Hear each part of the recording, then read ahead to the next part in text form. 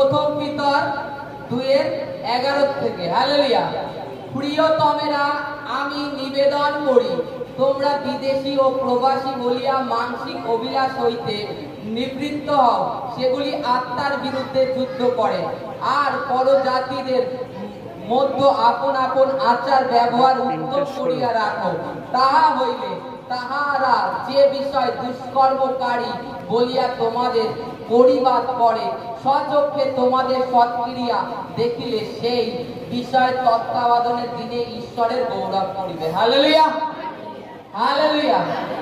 এখানে বলছে, প্রিয়তমেরা, আমি নিবেদন করছি। পিতর আমাদেরকে নিবেদন করছে, আমি তোমাদেরকে নিবেদন করছি, তোমাদের আচার ব্যবহার শুদ্ধ করো। বড় জাতিরা যেরকম কাম অবিলাসে মত্ত হয়, জাগতিক অভিলাষে মত্ত থাকে, সব অভিলাষে চলে, যে আজকে এটা হচ্ছে, এটাই নেচে ছুটলো, সেই সমস্ত বিষয় না। কিংবা কোথাও একটা অকেশনে, যেমন সামনে উদাহরণ দিচ্ছি একটা, সামনে এই যে এটা সেপ্টেম্বর, অক্টোবর, নভেম্বর, ডিসেম্বর পার হলো, আসবে 5 জানুয়ারি। তাতে তারা কি করবে? 5 জানুয়ারি চলো পিকনিক করবো। তাতে কি হবে? পিকনিকে নেশা, তারা একটা অভিলাষ, আনন্দ খুঁজে বেড়াচ্ছে সবসময়, যে কি করলে আনন্দতে জীবন কাটানো যাবে। কিন্তু বাইবেল এটা আমাদেরকে শিক্ষা দিচ্ছে, শান্তি ঈশ্বর সদাপ্রভুর থেকে আসে, আনন্দ সেটা ঈশ্বর সদাপ্রভুর থেকে আছে। কিন্তু তাদের মতো অভিলাষের মত করো না। তারা বললো চলো পিকনিকে যাবা, চলো আমিও যাবো, চলো চলো। কিন্তু তাদের যে, তারা যে অ্যাকচুয়ালি, তুমি একজন বিশ্বাসী হয়ে যদি বড় জাতির সাথে চলে যাও, লিপ্ত হয়ে যাও, তাতে কি হবে? তুমি যে একজন বিশ্বাসী হয়ে যখন 5 জন অবিশ্বাসীর সাথে যাবে, তখন তোমাকে তারা ফোর্স করবে, রিকোয়েস্ট করবে যে এইটি একটু নাও, একটু নিলে কিছু হয় না, কোনো ব্যাপার নেই, এরকম। এই কারণে আমাদেরকে পিতর নিবেদন করছে যেন তাদের মতো অভিলাষে আমরা মত্ত না হই। নিজেকে, আমাকে শুদ্ধ রাখতে হবে। কারণ বাইবেল বলছে তোমরা পবিত্র আত্মার মন্দির। কি? আমরা পবিত্র আত্মার মন্দির। তা আমাদের মধ্যে কি অভিলাষ? এবার যদি বলেন, প্রভু কি আমাদের আনন্দ করতে বলেনি?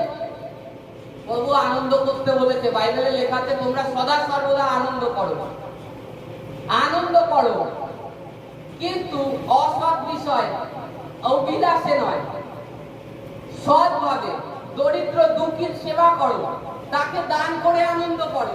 তুমি যে আজকে একটা পিকনিকে যাচ্ছ, তাতে মনে করো তোমার নেই যেতে গেলে 1000 টাকা খরচা আছে, সেই অর্থটা ব্যয় করে গরিবদের দান করো, দেখো তাতে কতটা আনন্দ পাও। যে খেতে পারছে না তাকে দিয়ে, তুমি যে নেশা দ্বারা যে আনন্দ উপভোগ করতে চাচ্ছ, তার থেকে দেখো যে কতটা আনন্দ ঈশ্বর সদাপ্রভুর থেকে আসে। আর যে আনন্দ স্থায়ী, ও কিছুক্ষণের জন্য নয়। নেশাটা কি? যতক্ষণ তোমার পরে তার শক্তি থাকে, ততক্ষণ তুমি আনন্দ উপভোগ করলে। এবার দেখা গেল বেশি হয়ে গেল, আনন্দ তো নিরানন্দ হয়ে গেল। এই অভিলাষ থেকে তুমি আনন্দ করো, দুঃখী দরিদ্রের সেবা করো, দেখো তাতে কি আনন্দ হয়। একজনের কাছে সুসমাচার নিয়ে যাও, সেটা আনন্দ দেখো। যে একটা ব্যক্তি বিছনায় শয্যাগত আছে, যে জীবনের আশা ত্যাগ করেছে, সে হয়তো মনে মনে ভাবছে আমি আর বাঁচবো না, আমার হয়ে গেছে, সে ভাবছে। কিন্তু যখনই তুমি ঈশ্বরের সুসমাচার নিয়ে গেলে, তখন সেই ব্যক্তির সামনে তুমি যখন উপস্থিত হও, তখন ঈশ্বরের কথা বলো, তখন সেই ব্যক্তি কি মনে করে জানো? যে ঈশ্বর এসে আমাকে একটা রাস্তা দেখায়, এর মধ্যে দিয়ে ঈশ্বর এসছে। তা একটা আত্মা যে নষ্ট হয়ে যাচ্ছিল, তাকে তুমি ফিরিয়ে আনলে, তাহলে তার থেকে বড় আনন্দ কি কিছু হতে পারে? কোনো কিছুতে নেই। এর জন্য বাইবেলের রাজা সলোমন বলছে, আমি অবিলাস সমস্ত কিছু দেখেছি, মদ্যপান করে দেখেছি, স্ত্রীতে আসক্ত হয়ে দেখেছি। সলোমন রাজা এই কারণের জন্য যে কোথায় আছে শান্তি, নিজের 1000খানা বিয়ে করেছে। তার মানে বুঝতে পারছেন, 700 পত্নী আর 300 উপপত্নী, তাতেও শান্তি হয়নি। তারপরে দেখছে যে ঈশ্বরের সম্মুখে থাকা এর থেকে ভালো বিষয় আর কিছুই নেই। এবার যদি বলেনি যে সলোমন রাজার কথা কেন তুলে ধরেছে বাইবেলে, সলোমন এতগুলো বিয়ে করেছে, তা সত্ত্বেও সলোমন রাজা বিয়ে করলেও কিন্তু ঈশ্বরের থেকে দূরে যায়নি, ঈশ্বরের থেকে দূরে যায়নি, খালি ঈশ্বরের কাছে থেকে গেছে যে ঈশ্বর আমার এবার ভুল হয়েছে, তুমি ক্ষমা করে দাও, ঈশ্বর এবার ভুল হয়ে গেছে। তখন যখন চেতনা পেল, লাস্টে সলোমন নিজে পাপে নিজে তার মৃত্যু হলো। কারণ কি? কারণ সে যে পাপ করেছিল কতক্ষণ, আর তখন যীশু খ্রিস্টের বলিদান ছিল না। আজকে আমাদের উপরে যীশু খ্রিস্টের বলিদান আছে, আর আমাদের জন্য যীশু খ্রিস্টের রক্ত, যীশু খ্রিস্ট কথা বলে ওখানে রিকোয়েস্ট করার জন্য। আর সলোমনের জন্য সেই সময় কেউ ছিল না। তার সলোমন নিজের বাড়িতে দ্রাক্ষা ক্ষেত্র করে নেশায় আসক্ত হয়ে দেখেছে, সমস্ত অভিলাষ করে দেখেছে, তাতে কোনো শান্তি পায়নি। এই কারণে বাইবেল বলছে তোমরা অভিলাষ থেকে পলায়ন করো, ঈশ্বর সদাপ্রভুতে আনন্দ করো, ঈশ্বরে আনন্দ করো। দেখো তোমার পরিবার আনন্দিত থাকবে, পরিবারের প্রত্যেকটা ব্যক্তি সুস্থ থাকবে যদি ঈশ্বরের আদেশ মানো, ঈশ্বরের আজ্ঞা মানো। প্রভু যীশু খ্রিস্ট কি বলছে? তোমরা যদি আমাকে ভালোবাসো আমার আজ্ঞা যদি আমাকে ভালোবাসো, আজ্ঞা কি? নিজেদের আচার ব্যবহারকে শুদ্ধ করো। আগে তোমার প্রতিবেশীর সাথে যদি ঝগড়া বাঁধতো, তুমি কেউ কিরূপ আচরণ করতে, কিরূপ কথা বলতে, এখন তাকে কি করবে? প্রভুকে জানার পরে আমরা তো অ্যাকচুয়ালি আমাদের কি এটা কি পৃথিবী কি চিরস্থায়ী বাটি? অনন্ত জীবনের এই স্থানটা আমাদের? তা আমার ভ্রাতা কিংবা আমার পাশে ভগ্নী, তার সাথে লড়াই করে আমার লাভ কি? 1 ইঞ্চি জায়গার জন্য, 2 ইঞ্চি জায়গার জন্য কেউ নিয়ে যেতে পারবে না, আর কেউ কিছু নিয়েও আসেনি। এই কারণে রাজা ইয়োব প্রার্থনা করছে, হে ঈশ্বর সদাপ্রভু, আমি উলঙ্গ এসে উলঙ্গ যাব।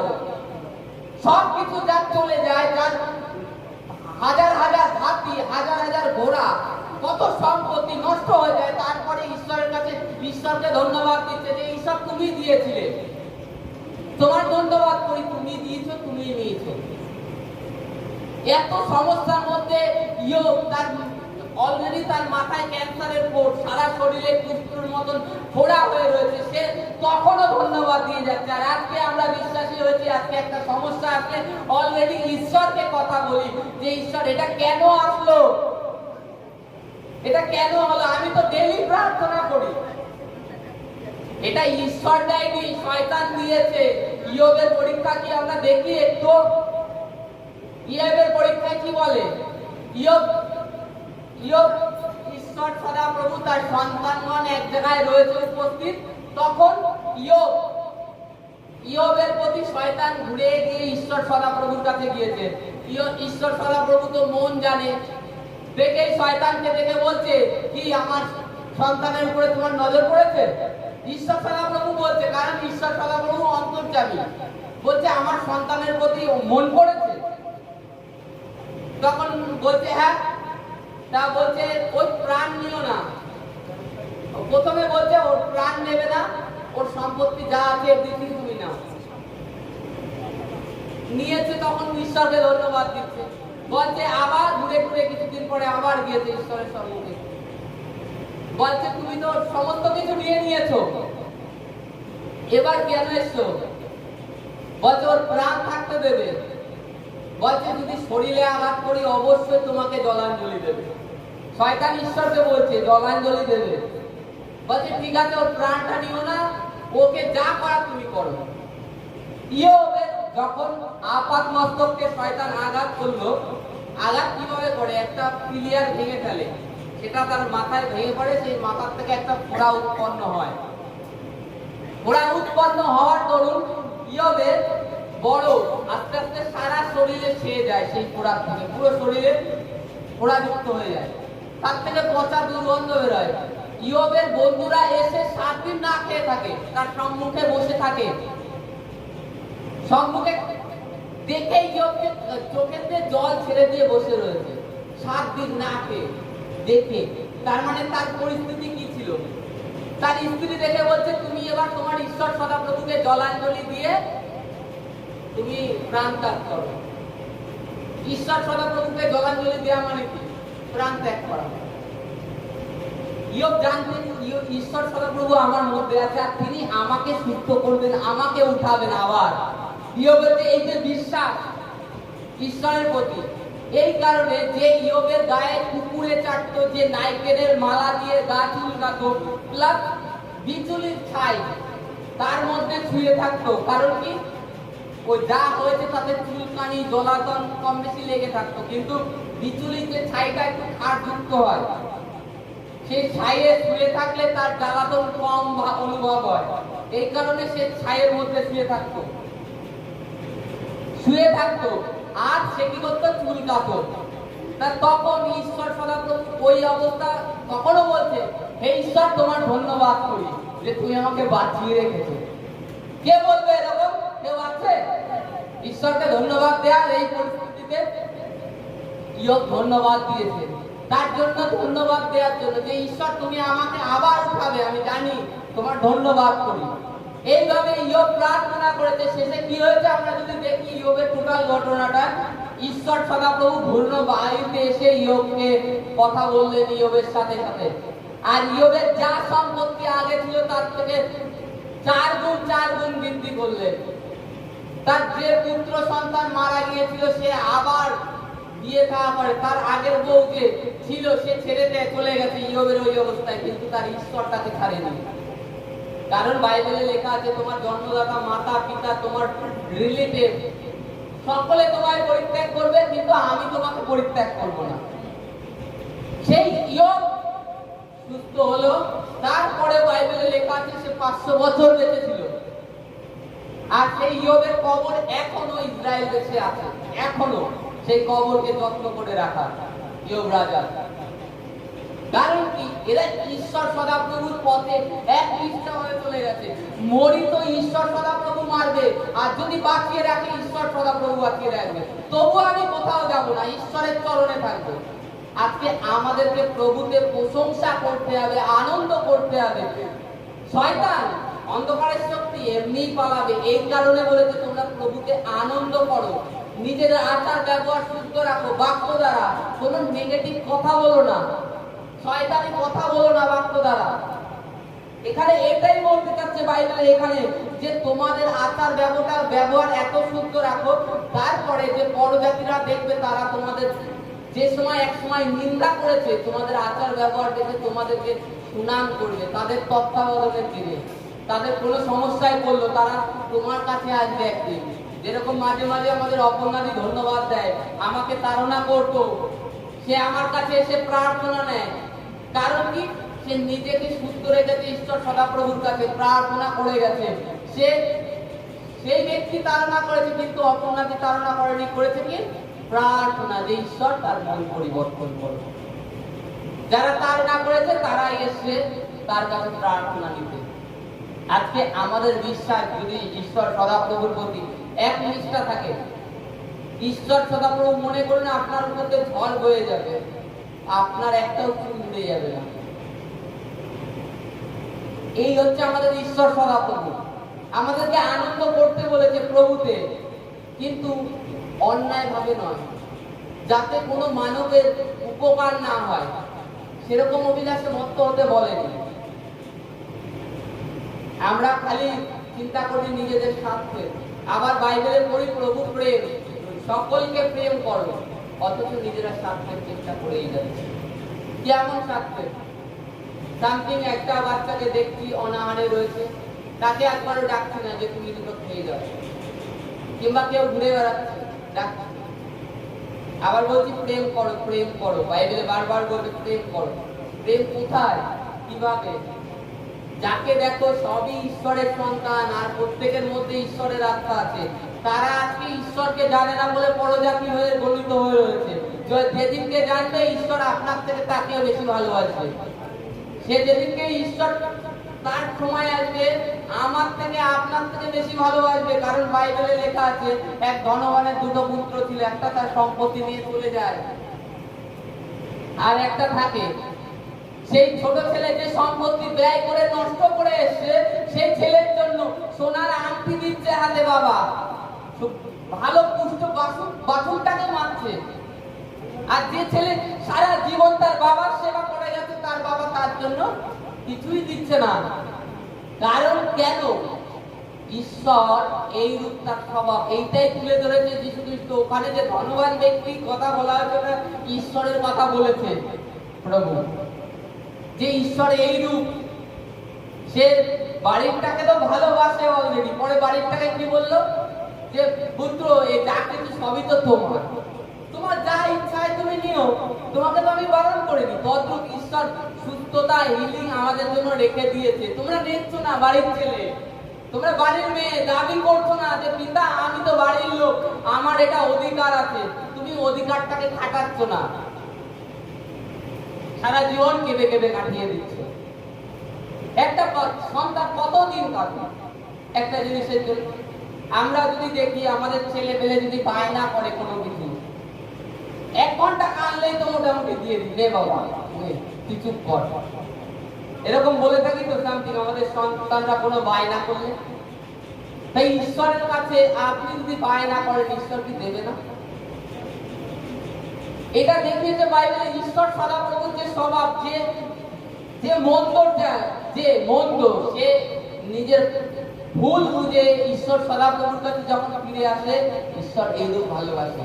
আর আজকে ঈশ্বর যে তাকে ভুলে গিয়েছে, সে বিদেশে চলে গিয়েছে তা নয়, ঈশ্বর তার প্রতিও তার নজর রয়েছে। যে পরজাতিতে রয়েছে, ঈশ্বর তার প্রতিও নজর রয়েছে, তার প্রতিও নজর রয়েছে। খালি ঈশ্বর এটাই চাচ্ছেন, সে মন ফিরাক আর আমার কাছে এসে বলুক, বাবা আমি তোমার বিরুদ্ধে আর স্বর্গের বিরুদ্ধে পাপ করেছি। আমি তখন তাকে গলায় লাগিয়ে দেব, কাদা থাকুক যা থাকুক। আমরা বাইবেলে ওই দৃষ্টান্তটা যদি দেখি, সেখানে লেখা আছে ছেলে শুয়োরের সাথে খাওয়া দাওয়া করতো, তাই তো? শুয়োরের সাথে ওঠা বসা ছিল। তো একটা জিনিস চিন্তা করেন, যে ছেলে অনাহারে দীর্ঘদিন রয়েছে, দীর্ঘদিন অনাহারে থাকতো, নিজে ভাবতো শুয়োরের খাদ্য আমি যদি কিছু পাই, ছেলে সামথিং দাড়িটা কত বড় হতে পারে, যে নিজের খাবার জোগাড় করতে পারছে না, তার জামা কাপড় কি হতে পারে অবস্থা, তার দাড়ি কত বড় হতে পারে। তা সত্ত্বেও পিতা কি করলো? ছেলেকে দেখে দৌড়ে গেল, তাকে গলায় জড়িয়ে আদর করলো, আদর করতে লাগলো, তাকে চুমু দিতে লাগলো। পিতা একবারও চিন্তা করেনি আমার ছেলের গালে ময়লা নোংরা, এটা চিন্তা করেনি। পিতা তার প্রেমটাকে এখানে প্রকাশ করেছে বাইবেলে আমরা যদি দেখি। পিতা তার প্রেমকে প্রকাশ করেছে, যে পিতা সন্তানকে এইরূপ ভালোবাসে। আজকে আপনাকে আমাকে প্রত্যেককে সেইরূপ ভালোবাসে। আজকে যতই নোংরা লেগে থাকুক না, ঈশ্বর ওরকম চুমু আমাদেরকে দেয়, আমাদের চুমু দেয়। আর আমরা সেই ঈশ্বরের সন্তান, আমরা আনন্দ করব আর আমাদেরকে শুদ্ধ করব, পবিত্র করব, যেন বড় জাতিরা আমাদের তত্ত্বাবধানের দিনে তারা ফিরে আসে, দেখে যে না, এই খ্রিস্টীয় সন্তানের মধ্যে খ্রিস্ট স্বয়ং বাস করে। আমরা আগের থেকে নিজেদের মনে মনে ভেবে থাকি কাউকে সুসমাচার দিতে গেলে, যে আমি অমুক জায়গায় যাব, ওখানে তোরা বিরোধ করে, আমার বিরোধ করে, আমার কথা বলে, প্রভু যাবো না ওই বাড়িতে, ওই বাড়ি যাবো। এই যে আপনি ওয়ার্ডটাকে রিলিজ করছেন, মিস ওয়ার্ড, এই ওয়ার্ডটা রিলিজ করেন না।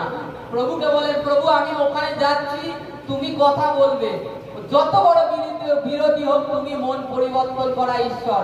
কারণ রাজা ফারাউনের মন যদি 10 বার কঠিন করো, আবার 10 বার নরম করতে পারো, তাহলে তুমি কেন তার মন পরিবর্তন করবে না? আজকে নিজেকে, নিজের মধ্যে খ্রিস্টকে পরিধান করো, তবে ঈশ্বরের মহিমা দেখতে পাবে, তবে দেখতে পারবে জীবন্ত ঈশ্বরকে কোথায় আছে। Hallelujah, hallelujah, hallelujah. প্রথম তিমথিও 4:17 পেজ।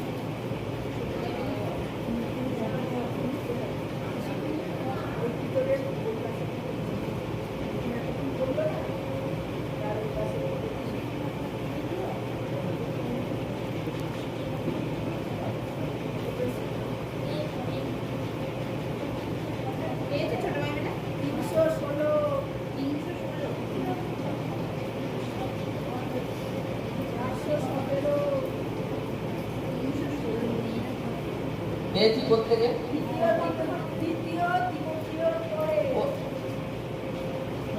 প্রথম তিমথিও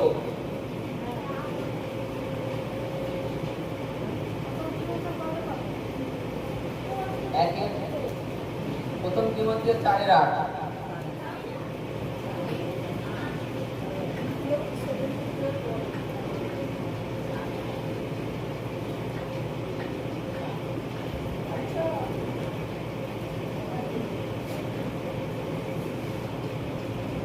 হালেলুয়া, পেয়েছি প্রত্যেকে। হালেলুয়া।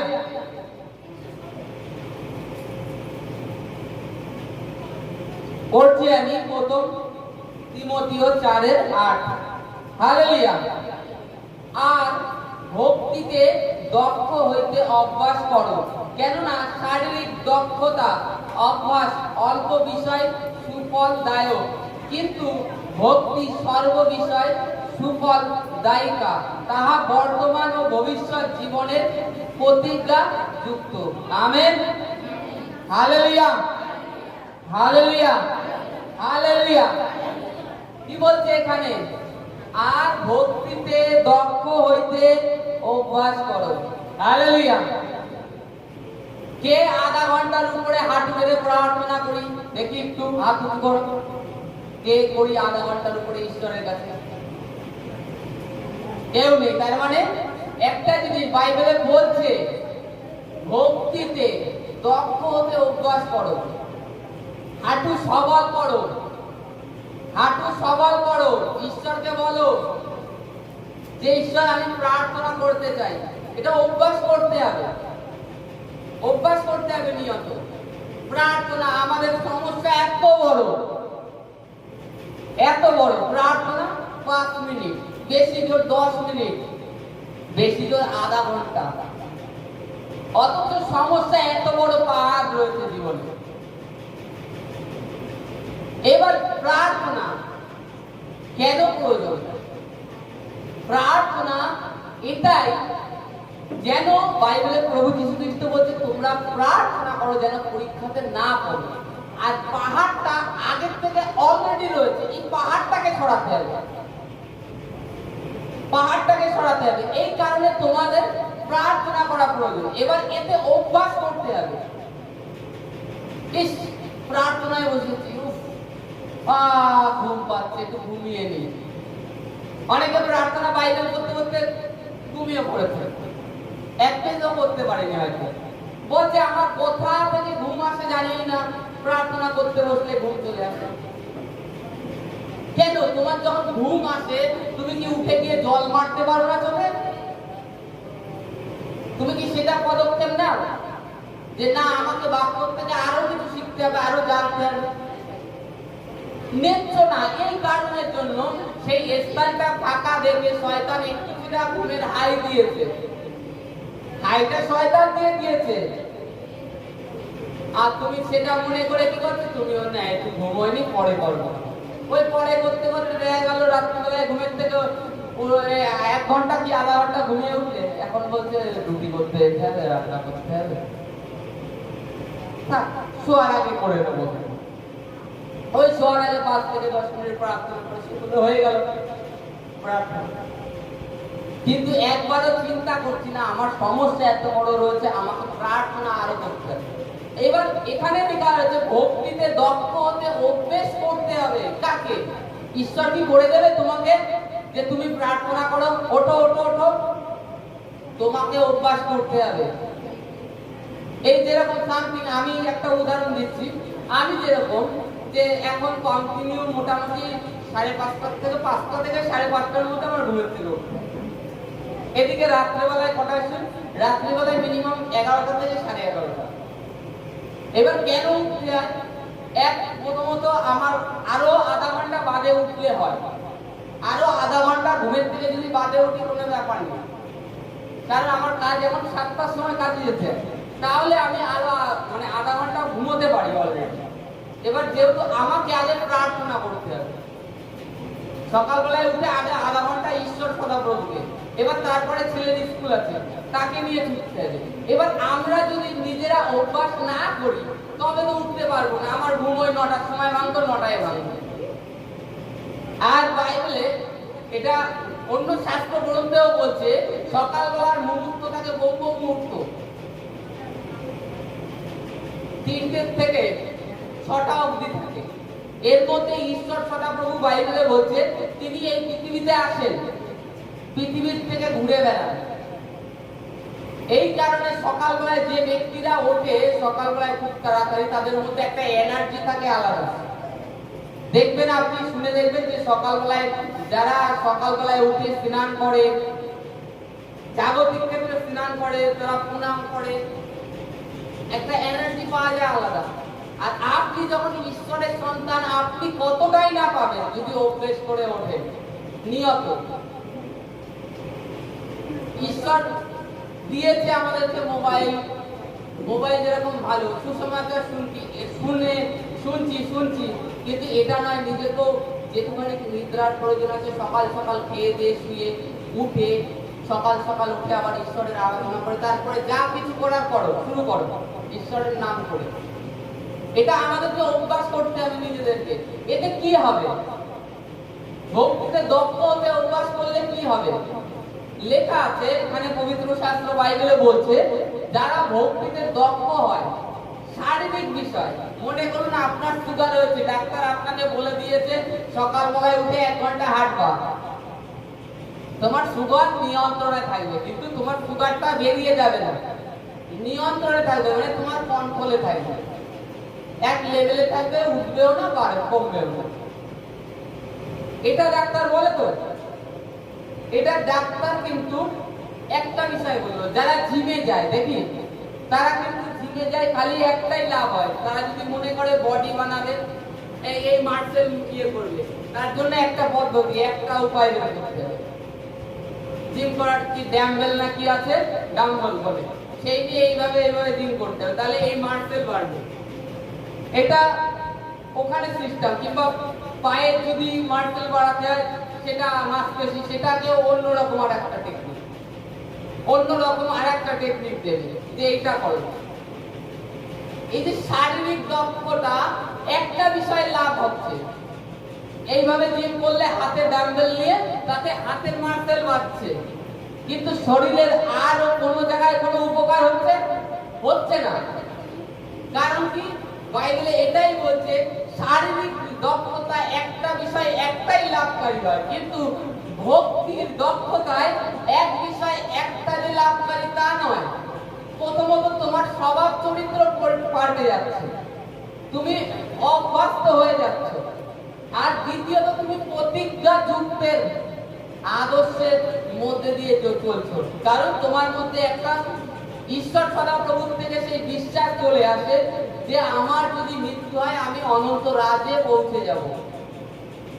এই প্রতিজ্ঞায় তুমি পা রাখছো যখন ভক্তিতে অভ্যাস করছো। আর তুমি যদি সুগারের জন্য হাঁটতে যাও, হয়তো সুগারের নিয়ন্ত্রণ থাকবে, তোমার সুগার আর কমবে না, সুগার থেকেই যাবে। আর ভক্তিতে যখন অভ্যাস করবে, তোমার সুগার কমবে, থাইরয়েড কমবে, তোমার কোলেস্ট্রল যা আছে, ক্যান্সার থাকলে ক্যান্সার ভালো হবে। ভক্তিতে অভ্যাস করছো না, এই কারণে বাইবেল বলছে তোমরা অভ্যাস করো। বাইবেল পড়ছি আমরা কতটুকু? প্রথমত 1 পৃষ্ঠা পড়ছি, বেশি জোর হলে 2 পৃষ্ঠা পড়ছি,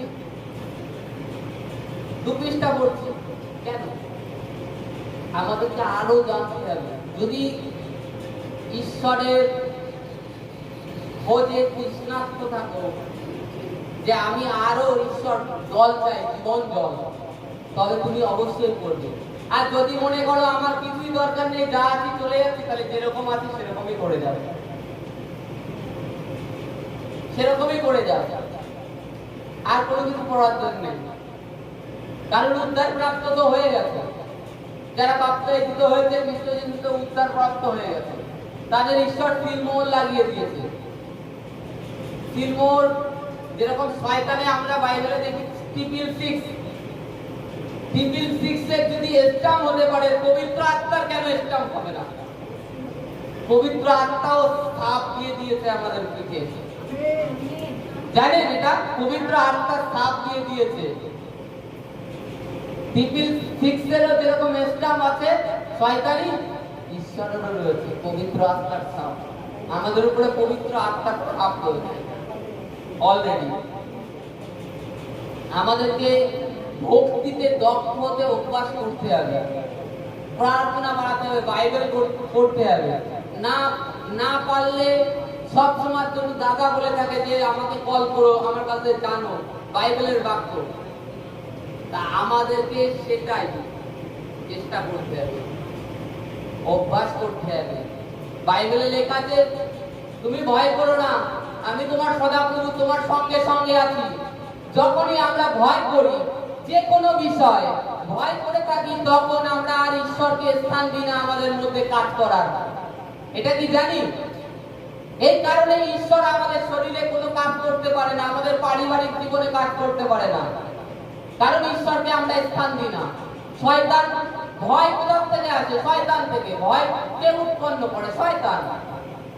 যখন শয়তানকে ভয়ের আমি স্থান দিচ্ছি, তখন ঈশ্বর আর কাজ করতে পারে না। বাইবেলে 365 বারেরও বেশি লেখা আছে ভয় করো না, আমি তোমার সদাপ্রভু, আমি তোমার সঙ্গে সঙ্গে আছি। মাথায় যন্ত্রণা, মাথায় যন্ত্রণা, কোমরে ব্যথা, বুকে ব্যথা, আবার এ হচ্ছে, আমার এটা হচ্ছে, মুখেতে বলা শুরু করে দিয়েছে। বলো আমি তোমার ধন্যবাদ করি প্রভু, আমি সুস্থ হয়েছি তোমার পথ দ্বারা। বলো। আর বাইবেলের প্রতিজ্ঞার পরে তুমি অধিকার নাও। বাইবেল পড়ছো না, প্রতিজ্ঞার প্রতি অধিকারও দিচ্ছ না। যে কোন বাক্য আমার কিসের জন্য প্রয়োজন আছে, পুরো পুরাতন নিয়মের বাইবেলের পুরো বাইবেলটা রিভাইজ দিচ্ছ না। এই কারণে জানতে পারছো না প্রতিজ্ঞা, ঈশ্বরের প্রতিজ্ঞা কি আছে। দাদা অনেকদিন আগে একটা কথা বলেছিল যে যদি মনে করেন বিদেশ থেকে আপনার নামে 10 লাখ টাকা এসছে, কেউ বললে বলে আমি পড়তে জানি না, এখন সেখানে যেখানে এসছে সেখানে নিয়ম সই করে দিতে হবে, কিংবা একটা নোটিশ দিয়েছে সেটা নিজেকে তাদের সামনে পড়ে শোনাতে হবে, তারপরে টাকাটা তুলতে হবে। তখন যেভাবে মাস্টার ধরেও পড়া শিখবো, ওই 5 লাখ টাকা নিতে হবে। কিন্তু অনন্ত জীবনের জন্য কেউ আর সেটা শিখার প্রয়োজন নেই। ওটা কি হবে? ওটা তো মরার পরে যা আমাদের হবে, এই ভাবনা প্রথম কথা, এই ভাবনা চলে আসবে তখন। এখন তো যা হয় না, এই জন্য ঈশ্বর আপনাকে দুঃখ কষ্টের জন্য আপনাকে আমাকে মনোনীত করেনি যেন আমরা আনন্দিত থাকি। একজন পিতা যেরকম চায় না তার সন্তান দুঃখে থাকুক, কষ্টে থাকুক, তার যিনি সৃষ্টির নির্মাতা তিনি কি চাবেন? আমাদেরকে ভক্তিতে দক্ষ হতে অভ্যাস করতে হবে নিজেদেরকে। তাতে আমাদের প্রথমত আমাদের স্বভাব যখন অভ্যাস করব, আমাদের স্বভাব দিনকে দিন প্রভুর স্বভাবে পরিণত হবে। অলরেডি আমাদেরকে আমাদের মধ্যে প্রভু যিশুকে দেখা যাবে আমাদের স্বভাব দ্বারা। লোকে বলবে এর মধ্যে নিশ্চয়ই প্রভু যিশু বাস করে। প্রভু যিশু আছে না, এরকম কথা বলে কেন? এত সুন্দর সুন্দর কথা এ কোথার থেকে শিখলো? আর দ্বিতীয় লাভ কি? আমাদের শারীরিক যে সমস্ত অঙ্গ প্রত্যঙ্গ আছে অলরেডি সেগুলো ঈশ্বর ওদিক থেকে ঠিক করতে থাকে। আর আমাদের মধ্যে কোনো শয়তান অন্ধকার বাসা বাঁধতে পারে না। আর অন্ধকার বাসা বাঁধা মানে রোগ ব্যাধির উদ্ভব। আমাদেরকে প্রার্থনা, ঈশ্বরের বাক্যে দক্ষ হওয়ার জন্য অভ্যাস করতে হবে নিয়ত। কেউ অনেকে বলে আমি সকালবেলায় ঘুমের থেকে উঠে না দাদা, উঠে যাই প্রার্থনা করতে, আমার এমন করে বাথরুম লাগে আমি থাকতেই পারি না। আমি কেন? বাথরুম করে এসেও কি প্রার্থনা করা যায়? বলে অনেক কাজ থাকে। ঈশ্বরকে সময় দিলেই ঈশ্বর তোমাকে সময় দেবে। তুমি ঈশ্বরকে সময় দিচ্ছ না আর বলছো ঈশ্বর আমার কাছে আসো একবার। আমরা যদি দেখি যে যারা অলিম্পিকে খেলতে যায় তারা কিন্তু অনেক প্র্যাকটিস করে। এই যে ক্রিকেট খেলা, বিশ্বকাপ শেষ হয়ে গেছে, ক্রিকেট খেলা কি শেষ হয়ে গেছে? অলরেডি এই যে 5টা বছর ধরে ম্যাচ চলছে, টেস্ট ওয়ানডে চলেই যাচ্ছে, বন্ধ নেই কিন্তু। কারণ কি? তাদের অভ্যাসটাকে বজিয়ে রাখছে যাতে আবার সে বিশ্বকাপ খেলতে পারে। এইভাবে এক এক খেলা, টি20 খেলা অলরেডি চালু আছে, তাদের বন্ধ নেই। আমাদের জীবনটাকে এইরূপ লেভেলে আনতে হবে প্রার্থনা যেন কখনো বন্ধ না হয়। আজকে কম হয়েছে, কালকে বেশি করুন। প্রতিদিন কম হয়েছে, আবার একটু বেশি করুন। তাই বলে থেমে যেন না। 5 মিনিট প্রভুর কাছে আজকে পাচ্ছি না, আজকে চেয়েছি পাচ্ছি না। প্রভু একবারও বলেনি যে তোমার রোগ যা হয়েছে তোমার এটা আমি ঠিক করতে পারবো না, এরকম কথা কোথাও লেখা আছে? প্রভু এটাই বলেছে, বিশ্বাস করো, নিরাশ হয়ো না, নিরাশ হয়ো না। ঈশ্বর তোমাদেরকে অলরেডি ভালোবাসে। বিধবাকে দেখো, তার যদি ন্যায় ঈশ্বর করতে পারে, আর তোমরা তো ঈশ্বরের সন্তান, তার মনোনীত, তার ইচ্ছা অনুসরণে তোমরা এখানে উপস্থিত হয়েছো, তাহলে তোমাদেরকে কতটা ভালোবাসে। হালেলুয়া। তা আজকে আমাদের প্রত্যেককে ভক্তিতে অভ্যাস করতে হবে। সারা জীবন আমাদের সংসার ধর্ম থাকবে, এটাকে কিভাবে আরো আনন্দিত করে তুলতে পারি, ঈশ্বরের প্রেমে আমাদের পরিবারের প্রত্যেককে গড়ে তুলতে পারি, সেটা চেষ্টা করব। এবার অনেকে বলে যে মানে যা আমার পরিবারে পরিবর্তন হচ্ছে না, পরিবর্তন হচ্ছে না। ঈশ্বরের কাছে সেইভাবে প্রার্থনা করো, করতে থাকো, দেখবা ঈশ্বর সমস্ত কিছু করতে পারে, অসম্ভবকে সম্ভবে পরিণত করে। আমি আমার